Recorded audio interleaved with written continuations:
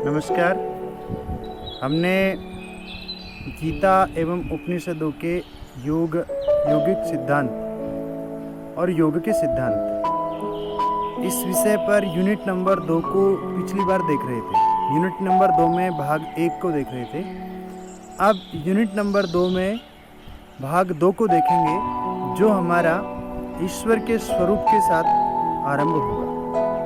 पिछली बार हमने ईश्वर के स्वरूप में देव रूप की चर्चा की थी। देव रूप के बाद में अब अगला जो चर्चा में आएगा हमारे सामने उग्र रूप। देव रूप में भगवान के गुणों के साथ में चर्चा हुई थी, जिसमें भगवान के ऐसे गुण जो हमें आँखों से देखने के लिए या विस्तार के लिए और समझने के लिए बड़े आनंददायक प्रतीत होते हैं। लेकिन जो अगला रूप आ रहा है वो उग्र रूप आ रहा है। इसमें भगवान जो है वो उग्र रूप को दिखाते हुए बताते हैं, यानी उसमें अर्जुन कहते हैं उनके रूप के लिए, जैसा कि सामने हमारे वर्णन में है।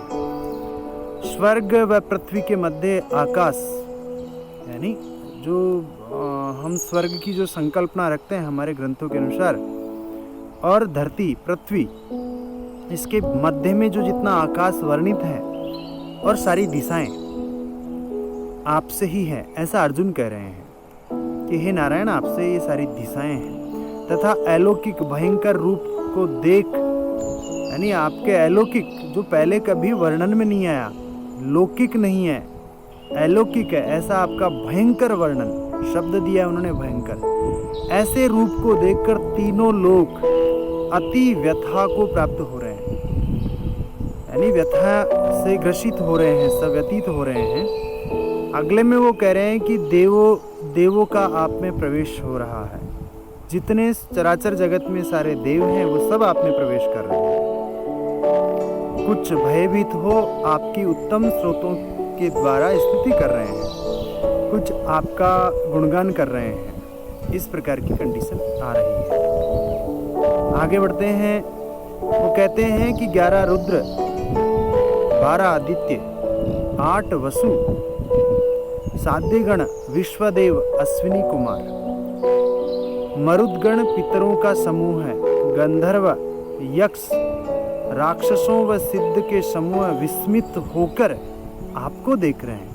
ये जितने भी चर्चाएं की, ये सारे बड़े आश्चर्य के साथ आपको देख रहे हैं, जिनका नाम अर्जुन ने लिया। ऐसे उग्र रूप की चर्चा अर्जुन करते हैं, जिसमें उनके विशेष गुणों के साथ दिखाते हैं और कुछ ऐसे रूप भी दिखाते हैं जो उग्र यानी डरावने हैं, लेकिन अगले ही स्वरूप में भगवान के अति उग्र रूप को दिखाते हैं। अति उग्र रूप में उनका बहुत डरावना स्वरूप है, ऐसा स्वरूप है जिसको देखकर, जिसकी चर्चा करने पर भी हमें डर महसूस होगा। जिसमें देखते हैं कि भगवान के बहुत सारे मुख हैं, बहुत सारे चेहरे हैं, बहुत सारी आंखें हैं,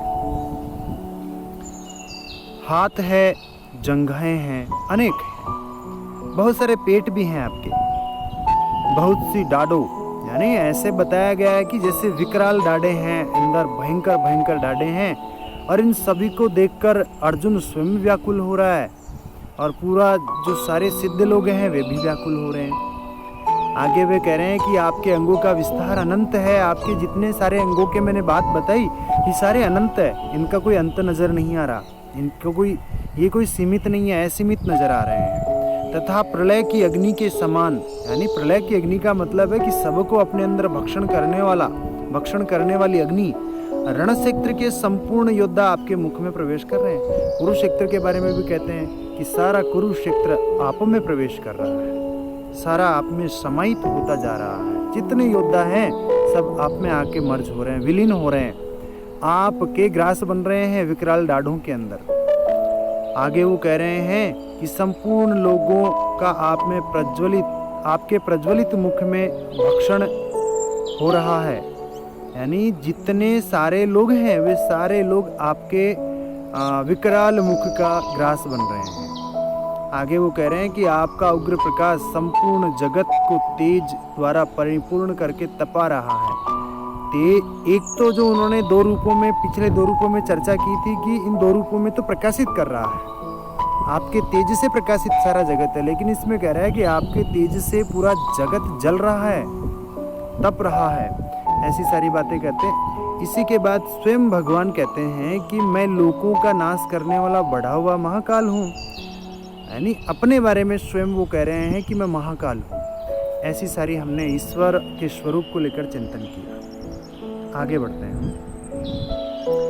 अगला जो है भगवान की विभूतियों को लेकर चर्चा करेंगे। ऐसे भगवान की विभूति किस अध्याय में है और किन किन श्लोकों में है, एक बार ये जनरली हम देख लेते हैं। 7वें अध्याय के अंदर श्लोक संख्या 8 से 12 तक 17 विभूतियों के बारे में वर्णन किया गया है। 9वें अध्याय के 16 से 19 नंबर के श्लोक में 37 विभूतियों का वर्णन किया गया है। 10वें अध्याय के श्लोक संख्या 4 से 6 तक के श्लोक में और 20 से 39 नंबर के श्लोक में आपकी विभूतियों का वर्णन है। ये विभूतियां 127 हैं। 15वें अध्याय में श्लोक संख्या 12 से 15 तक 13 विभूतियों के बारे में वर्णन है। और कुल विभूतियां देखते हैं कि भगवद गीता में भगवान की कितनी विभूतियां हैं, तो 194 विभूतियां हैं। अब 194 विभूतियों के बारे में चर्चा करना, मैंने जो बता दिया आपके सामने संकेत दिया, आप यहाँ देख सकते हैं। प्रमुख विभूतियों के बारे में हम चर्चा करेंगे और वो भी सामान्य रूप से, ये भी बहुत बड़ी है, हम जानेंगे। वो कह रहे हैं कि मैं सबके हृदय में स्थित आत्मा हूँ, पहली विभूति तो वो यही बताते हैं। दूसरा कह रहे हैं कि सबका आदि अंत और मध्य में हूँ, अदिति के 12 पुत्रों में विष्णु हूँ, 49 वायुओं के तेज में उनके अंदर 49 वायुओं के तेज और नक्षत्रों का अधिपति चंद्रमा हूँ, ज्योतियों की ज्योति सूर्य का तेज में हूँ, वेदों में सामवेद हूँ, देवों में इंद्र हूँ, इंद्रियों में मन हूँ और भूत प्राणियों की चेतना अर्थात जीवनी शक्ति हूँ। इसके साथ साथ में कहते हैं कि 11 यानी 11 रुद्रों में से मैं शंकर हूँ, यक्ष तथा राक्षसों में धन का स्वामी कुबेर हूँ। मैं 8 वसुओं में अग्नि, शिखर वाले पर्वतों में सुमेरु पर्वत, पुरोहितों के मुखिया यानी ब्राह्मणों के भी जो मुखिया है बृहस्पति, वो तू मुझको समझ, मुझको जान।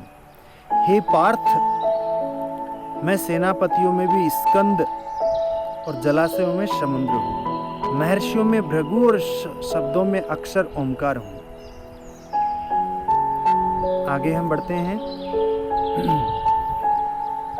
सब प्रकार के यज्ञों में जप यज्ञ, स्थिर रहने वालों में हिमालय पहाड़ हूँ, सब वृक्षों में पीपल हूँ, देवर्षियों में नारद मुनि, गंधर्वों में चित्ररथ, सिद्धों में कपिल मुनि हूँ, घोड़ों में अमृत के समान उत्पन्न होने वाले उच्चैश्रवा नामक घोड़ा हूँ, श्रेष्ठ हाथियों में ऐरावत हूँ, मनुष्यों में मुझको राजा जान। मैं शस्त्रों में वज्र, दधीची मुनि द्वारा दिया हुआ वज्र, उसको भी वो स्वयं बताते हैं कि वो भी मैं हूँ। गौ माता के रूप में मैं कामधेनु हूँ, यानी गायों के भी वंश में मैं कामधेनु नाम से जानी जाती हूँ। शास्त्रोक्त रीति से संतान उत्पत्ति का हेतु कामदेव में हूँ। सर्पों में सर्पराज वासुकी हूँ, नागों में शेषनाग, जलचरों का अधिपति वरुण देवता हूँ, पितरों में अर्यमा नामक पितृ, शासन करने वालों में यमराज हूँ, दैत्यों में प्रहलाद और गणना करने वालों का समय हूँ, तथा पशुओं में मृगराज सिंह, पक्षियों में गरुड़ हूँ, पवित्र करने वालों में वायु और शस्त्रधारियों में श्री राम हूँ, तथा मछलियों में मगर हूँ। मगरमच्छ की जो बात आती है, मगर प्लस मच्छ यानी मछली, उसका वो भी एक्चुअली मछली है एक प्रकार की, तो मगर नाम से जो मछली जानी जाती है वो मगर में हूँ। और नदियों में श्री भागीरथी गंगा जी हूँ। हे अर्जुन, सृष्टियों का आदि और अंत तथा मध्य भी मैं हूँ। मैं विद्याओं में आत्मविद्या यानी ब्रह्म विद्या हूँ। इसके साथ में वो कहते हैं कि अर्थात ब्रह्म विद्या और परस्पर विवाद करने वालों का तत्व निर्णय के लिए किए जाने वाला वाद हूँ। जो चर्चा है वो मैं हूँ। वो कह रहे हैं कि जो शास्त्रज्ञ और जो तत्व पर चर्चा करने वाले हैं उनमें भी वो जो चर्चा का विषय आता है वो मैं हूँ। अक्षरों में आकार हूँ, समासों में द्वंद्व समास हूँ, अक्षय काल तथा काल का भी महाकाल हूँ, ऐसा काल जिसका कभी अंत ही नहीं होता। सब ओर से मुख वाला विराट स्वरूप मैं हूँ, सबका धारण पोषण करने वाला हूँ, मैं सबका नाश करने वाला, मृत्यु और उत्पन्न होने वालों का उत्पत्ति का हेतु हूँ। तथा स्त्रियों के लिए भी वो कह रहे हैं कि नारी में भी मैं क्या हूँ, मातृशक्ति में मैं क्या हूँ, तो वो कह रहे हैं कि मातृशक्ति के अंदर मैं उनकी कीर्ति हूँ, मैं उनकी श्री हूँ, मैं उनकी वाणी हूँ, मैं उनकी स्मृति हूँ, मेधा हूँ, धृति और क्षमा हूँ। यानी स्त्री के जो गुण हैं, श्रेष्ठ गुण है, वो भी मैं ही हूँ। यानी स्त्री में भी जो हमारे सामने गुण आते हैं, श्री, वाक, स्मृति, मेधा, धृति और क्षमा, कीर्ति, तो वो मातृशक्ति के अंदर हमें परमात्मा ही नजर आना चाहिए। वो परमात्मा ही है, वो स्वयं कह रहे हैं। आगे चलते हैं तो वो कहते हैं, गायन करने योग्य श्रुतियों में मैं बृहत साम और छंदों में गायत्री छंद हूँ। स्वयं गायत्री मंत्र के लिए भी वो कहते हैं कि उसका गायन पद्धति भी मैं हूँ, वो छंद मैं हूँ। तथा महीनों में मार्गशीर्ष और ऋतुओं में वसंत ऋतु हूँ। छल करने वालों में जुआ और प्रभावशाली पुरुषों का प्रभाव हूँ। मैं जीतने वालों का विजय हूँ, निश्चय करने वालों का निश्चय और सात्विक पुरुषों का सात्विक भाव हूँ। वृष्णवंशियों यानी जो यदुवंश थे, उनमें वृष्ण नाम का एक वंश और था यादवों के अंदर, उसमें वासुदेव अर्थात तेरा सखा कृष्ण हूँ। पांडवों में धनंजय यानी अर्जुन को भी कह रहे हैं कि हे अर्जुन तू भी मैं ही हूँ। मुनियों में वेदव्यास और कवियों में शुक्राचार्य कवि मैं हूँ। दमन करने वालों का दंड और दमन करने की शक्ति मैं हूँ। जीतने की इच्छा वालों का नीति मैं हूँ। गुप्त रखने योग्य भावों का रक्षक मौन हूँ। वो कहते हैं कि तुम अगर मौन होते हो तो वो मुझे ही प्राप्त करते हो, वो मौन भी मैं ही हूँ। ज्ञानवानों का तत्व ज्ञान में हूँ। हमारे पास में सृष्टि के बारे में जो भी जानकारी है, जिस तत्व के विषय की जानकारी है, वो भी भगवान ही है। अर्थात हमने जो देखा ईश्वर की विभूतियों के बारे में, तो उसमें बड़ा स्पष्ट हुआ कि वो कहते हैं कि सर्वत्र जो कुछ तुम में है वे सारा मैं हूँ। एक और वो संकेत ये भी करते हैं, उन विभूतियों में कुछ विभूतियों की चर्चा हमने नहीं की क्योंकि बहुत बड़ी थी, तो उसमें कहते हैं सत्य भी मैं हूँ और असत भी मैं हूँ, ज्ञान भी मैं हूँ अज्ञान भी मैं हूँ, रात और दिन मैं हूँ। तो इसका मतलब संसार में कुछ ऐसा है जो जितना हम जान सकते हैं, जितना नहीं जान सकते, जो हमें भूल भी लगती है कि जिसको हम भूल गए, हमारा भूलना भी स्वयं वो है। इसलिए हर चिंतन में उसको स्मरण करना चाहिए और उसी को मानना चाहिए। ऐसा हम इसके बाद में अगले तत्व की ओर चलते हैं। अगला तत्व है मोक्ष तत्व। यानी दार्शनिक परिप्रेक्ष्य में मोक्ष, गीता क्या कहती है मोक्ष के बारे में। तो इसमें श्लोक और अध्याय को पहले देखते हैं। अध्याय 2 में 71 और 72 नामक श्लोक मोक्ष के बारे में बताते हैं। अध्याय 4 में 9 और 38 नंबर के श्लोक हैं, वो इसके बारे में बताते हैं। अध्याय 5 में 24 से 26 जो नंबर के श्लोक हैं वे मोक्ष के बारे में बताते हैं। अध्याय 6 में 14 और 15 दोनों श्लोक भी मोक्ष के बारे में बताते हैं। अब मोक्ष की जो इसकी एक व्याख्या है वो हम पढ़ते हैं भगवद गीता में। जो संपूर्ण कामनाओं का त्याग कर ममता रहित, अहंकार रहित, स्पृहा से रहित हो, वह मोक्ष को प्राप्त होता है। कामनाओं का त्याग माने हमारी इच्छाओं का त्याग, हमारी वासनाओं का त्याग। ममता रहित यानी मेरा है, इस भाव का त्याग है।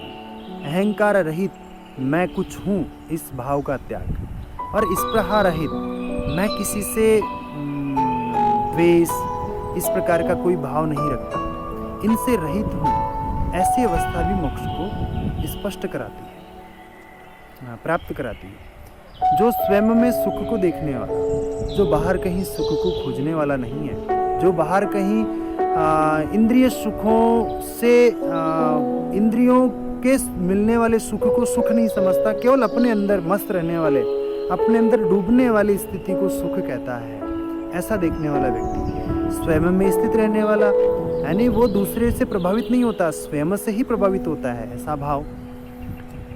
आत्मा में ज्ञान वाला यानी अपने आप को समझने वाला, अपने आप का पूर्ण ज्ञान रखने वाला, जिनके सब पाप नष्ट हो गए, यानी जिनका कोई ऋण नहीं रहा, जिनके सब संशय ज्ञान द्वारा निवृत्त हो गए हों। मेरे जितने भ्रम हैं संसार को लेके, वे सारे इस गीता के ज्ञान के द्वारा और ब्रह्म ज्ञान के द्वारा नष्ट हो गए हों, ऐसा व्यक्ति।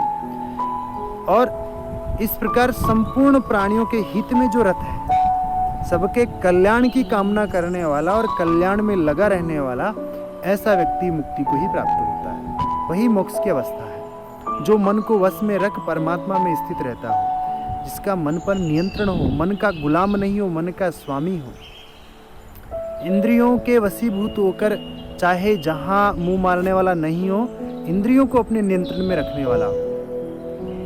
इसी के साथ जो काम क्रोध से रहित हो, जिसमें जो कामना और क्रोध से रहित हो, जिसने अपने चित्त को जीत लिया, जिसने अपने चित्त को अपने संयम में कर लिया, वो किसी बाह्य विषय को देकर उसमें रंगने वाला न हो, स्वयं के स्वरूप को जानने वाला ऐसा चित्त, इस प्रकार का व्यक्ति मोक्ष को प्राप्त होता है। और मोक्ष के मार्ग भी बताए हैं भगवद गीता में, ज्ञान योग, कर्म योग, भक्ति योग। यानी ज्ञान का जो परिप्रेक्ष्य है वो ईश्वर को लेकर होना चाहिए, कर्म जो है वो ईश्वर का हेतु बनकर करना चाहिए, उसका यंत्र बनकर करना चाहिए, तो वो योग हो जाता है। भक्ति योग यानी जो भी कुछ आप भाव रख रहे हो वो सब ईश्वर को समर्पित करके रखिए। इस प्रकार की बातें इसमें बताई गई। और जो तत्व से मुझे जानता हो, तत्व से यानी हमने जो सारी चर्चाएं की, वे तत्व से भगवान को हमने जाना, ये सारी चीजें, वह जन्म मरण के बंधन से मुक्त हो जाता है। ये सारी बातें इन्होंने यहाँ पर बताई। आगे बढ़ते हैं इसी के साथ साथ में। आगे जो बात आ रही है, गीता के विभिन्न भाष्यों को लेकर चर्चा हो रही है। इस चर्चा में हम देखते हैं कि सबसे पहला भाष्य हमारे सामने आता है। सबसे पहले भाष्य में शंकर भाष्य हमारे सामने आता है। तो गीता में जो पहला भाष्य हम पढ़ते हैं, जो सबसे प्रामाणिक रूप में हमारे सामने चर्चा में आता है, और ऐसा भाष्य जो भाष्य बड़ी स्पष्ट संकल्पना को दर्शाता है सृष्टि, ब्रह्म और जगत के बारे में, ऐसा शंकर भाष्य। उस भाष्य का मूल नाम संस्कृत में शंकर भाष्यम नाम से जाना जाता है। इसके जो लेखक है वो आदि शंकराचार्य हुए। मौलिक भाषा इसकी संस्कृत है और इसका अनुवाद इंग्लिश में भी, अंग्रेजी में है, हिंदी में है, तेलुगु, तमिल, मराठी सहित अन्य बहुत सारी भाषाओं में है। प्रमुख इन भाषाओं में है। ग्रंथ की मुख्य विषय वस्तु जो है वो है ब्रह्मसूत्र, भगवद गीता और उपनिषदों पर लिखे भाष्य, वो शंकर भाष्य के नाम से ही जाने जाते हैं। इसका जो मुख्य आधार है वो अद्वैत है। अद्वैत वेदांत को आधार मानकर इस ग्रंथ की रचना हुई।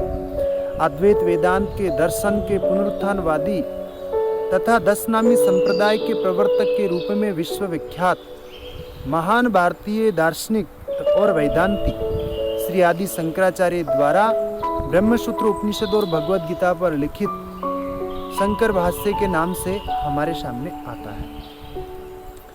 आदि गुरु शंकराचार्य ने विभिन्न धार्मिक ग्रंथों की रचना एवं दार्शनिक व्याख्या की है। यानी धार्मिक ग्रंथ जितने भी हमारे सामने मुख्य रूप से आए हैं वो 3 प्रस्थानत्रयी के रूप में हमारे सामने हैं। इनकी उन्होंने बहुत अच्छे से और हमारे को समझने के लिए और सृष्टि के रहस्य को सुलझाने के लिए इस दृष्टि से उन्होंने व्याख्या की है और अद्वैत वेदांत को उन सबका आधार बनाया। इस आधार पर वो कह रहे हैं कि सृष्टि मिथ्या है, जगत जो है, सृष्टि है वो मिथ्या है और ब्रह्म ही सत्य है। इस बात को इसमें कहते हैं। इसके साथ साथ अगला जो भाष्य है वो रामानुज भाष्य को देखते हैं। बहुत महत्वपूर्ण प्रसंग इसका भी आता है और ये भी अपनी भूमिका महत्वपूर्ण रखता है। रामानुज जो भाष्य हैं वो वेदांत दर्शन परंपरा में विशिष्ट अद्वैत के प्रवर्तक हैं। वो कहते हैं कि जो जगत और ब्रह्म है वे दोनों सीधे सीधे एक नहीं है, जैसा आदि शंकराचार्य कहते हैं। बोले ये विशिष्ट प्रकार से एक है। उपनिषद, भगवद गीता एवं ब्रह्मसूत्र के श्री शंकराचार्य के अद्वैत परक व्याख्या के प्रतिपाद के रूप में रामानुज ने, यानी इनके प्रतिपाद यानी इनसे ऊपर हटकर, अलग हटकर विशिष्ट अद्वैत का प्रतिपादन किया। इनके समय में जैन और बौद्ध धर्मों के प्रचार के कारण वैष्णव धर्म संकट में आ गया। वैष्णव धर्म संकट में आने से तात्पर्य है कि संसार, जगत जो चल रहा है, इसके पालन को लेकर जो जो नियम थे, जो सिद्धांत थे, वो सब टूटते जा रहे हैं।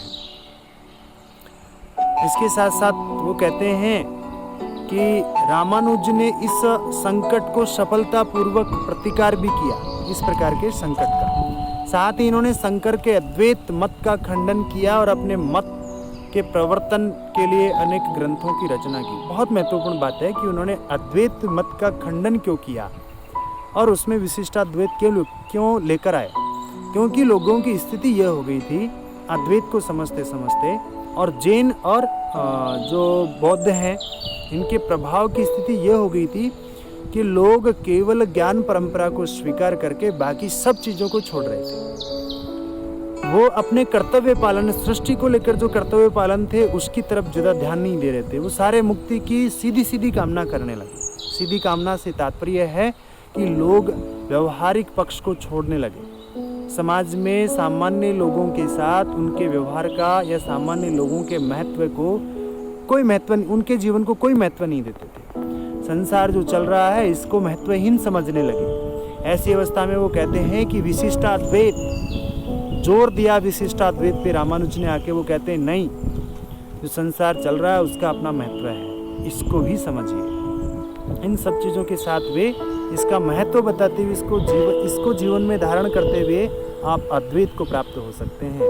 ऐसी बातें रामानुज कहते हैं। और रामानुज के दर्शन में सत्ता और परम सत्ता के संबंध में 3 स्तर माने गए हैं। ब्रह्म अर्थात ईश्वर, चित्त यानी अर्थात आत्म तत्व, और अचित अर्थात प्रकृति तत्व। वस्तुत्व ये चित्त अर्थात आत्म तत्व और अचित यानी प्रकृति ईश्वर पृथक नहीं है, बल्कि ये विशिष्ट रूप से ब्रह्म के ही 2 स्वरूप है, यानी ईश्वर पर आधारित है। ये सब ईश्वर से ही बने, ये बात सत्य है, ये वो कह रहे हैं। वस्तुतः यही रामानुजाचार्य का विशिष्टाद्वैत का सिद्धांत है। जैसे शरीर एवं आत्मा पृथक नहीं है तथा आत्मा के उद्देश्य की पूर्ति के लिए शरीर कार्य करता है, बहुत अच्छी बात उन्होंने कही है। उसी प्रकार ब्रह्म या ईश्वर से पृथक चित्त और अचित्त तत्व का कोई अस्तित्व नहीं है।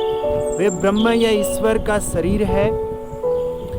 ब्रह्म या ईश्वर उनकी आत्मा सदृश है। यानी सृष्टि के बारे में कहते हैं कि ये सृष्टि ब्रह्म का प्रकट स्वरूप है, उसका शरीर है, तो इसलिए इसका महत्व है। ज्ञानेश्वरी गीता, ज्ञानेश्वरी गीता इसको लिखने वाले और इसको लेके आने वाले व्यवहार जगत में वो महाराष्ट्र के संत ज्ञानेश्वर बहुत अद्भुत संत थे। और आज भी जो ज्ञानेश्वरी गीता है वह महाराष्ट्र और अन्य प्रांतों में, अन्य राज्यों के अंदर और लगभग पूरे देश और विश्व में भी कई जगह पर इसकी चर्चाएं और इस पर स्वाध्याय मंथन होते रहते हैं। ये मराठी भाषा में, मूल रूप से मराठी भाषा में रची हुई भगवद गीता पर लिखी हुई सबसे पहली भावार्थ रचना है। ये व्याख्यार्थ रचना नहीं है। व्याख्यार्थ रचना में होता है कि मूल श्लोक सामने होता है और उस पर व्याख्या लिखी जाती है। इसमें मूल श्लोक को नहीं रखा गया, इसमें भाव को रखा गया, भाव को आधार बनाया। भाव ही ईश्वर है। ईश्वर यानी उनके मुख्य गीता के भाव को आधार बनाकर वो इसको काव्य मले कनय प्रवचन के रूप में सामने लेके आते हैं। वो कभी भी इसको इस रूप में नहीं कहते हैं कि किसी को कथा प्रवचन कह रहे हैं। वो इसको गाते हैं। गाते हुए पूरे महाराष्ट्र में उन्होंने इसका प्रचार किया और प्रचार करने पर